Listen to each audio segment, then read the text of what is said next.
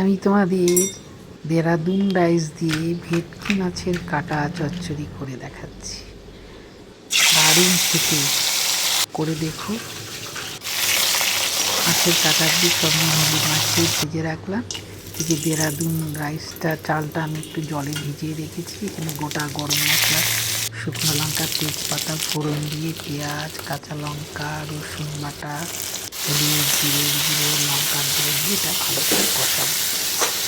আর শুধু একবার খেয়ে দেখো গরম গরম ভাতের সাথে। এবার একটু লেবু পাতা দিয়ে ডাল করেছি, সেটাও আমি তোমাদের দেখাবো।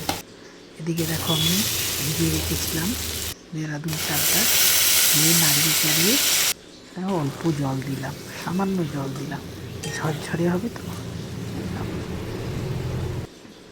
এবারে এই কাটাগুলো, ভেটকি মাছের কাটাগুলো ভেজে রাখা মধ্যে দিয়ে ভালো করে কষাচ্ছি। এবারে 2 চামচ গাওয়া ঘি দিয়ে দিলাম। আর দারুণ খেতে হবে না? ভালো লাগলে লাইক, শেয়ার, কমেন্ট কিন্তু করবে। আর যারা নতুন দেখছো, তারা আমার চ্যানেল যারা নতুন দেখছো সাবস্ক্রাইব করে দিও কিন্তু, আর আইকন বেলটা অন করে দিও। হয়ে গেল আমার ভেটকি মাছের কাটা চচ্চড়ি, আমি সার্ভ করে দিচ্ছি।